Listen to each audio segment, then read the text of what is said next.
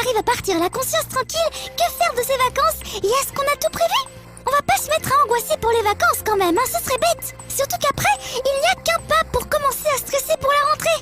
Ce n'est donc pas le moment de se poser des questions. Les vacances, après tout, c'est le moment de profiter de la vie. Surtout quand tout est fait pour vous la faciliter. Comme les combini au Japon.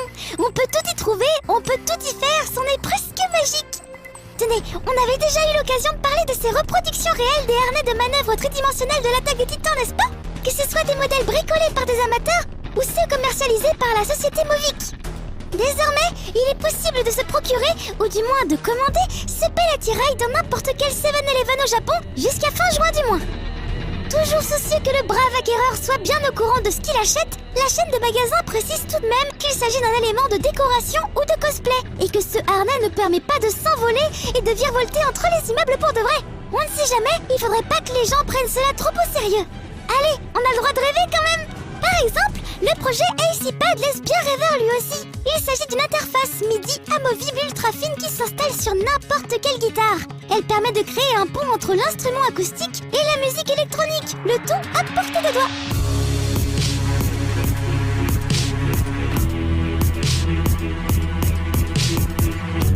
La vidéo de présentation est assez impressionnante. Mais avant de rajouter une couche supplémentaire à ma guitare, il faudrait déjà que je sois capable d'enchaîner plus de 2 accords basiques. Autant dire qu'il nous reste du boulot. En tout cas, les musiciens berlinois, Robin Sucrosso et des ingénieurs de Bombay en Inde, l'équipe qui a mis au point cette interface, vont bientôt se lancer dans l'aventure du financement participatif pour que leurs rêves deviennent éventuellement une réalité. Oui, on peut rêver. Pour éviter de faire face à une réalité dure et bien souvent décevante, à l'image du jeune héros du cours The Hedgehog réalisé par Chris Lee et Paul Story. Celui-ci, vêtu de son costume de hérisson bleu, parcourt cette triste banlieue à la recherche d'aventures. Évidemment, c'est très chouette, mais assez mélancolique comme cours. Sauf si on décide de voir dans cette histoire une espèce d'allégorie du sort funeste de la série Sonic en tant que telle. Après tout, il vaut mieux en rire qu'en pleurer. Autre expérience visuelle très chouette, qui heureusement ne se prend pas trop au premier degré, cette version IRL de GTA.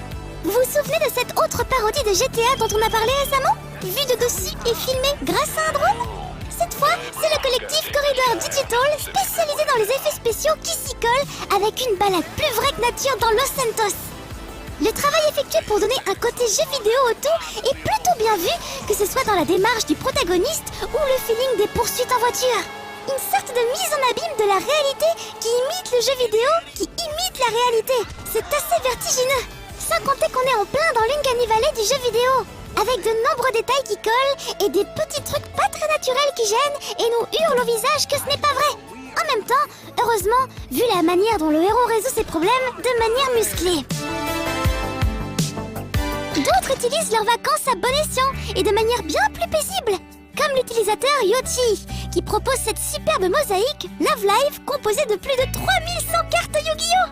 Ah, c'est bien beau tout ça, mais ça ne me dit toujours pas ce que je vais pouvoir faire de mes vacances. Allez, j'ai encore le temps d'y réfléchir, je ne vais pas me stresser pour si peu.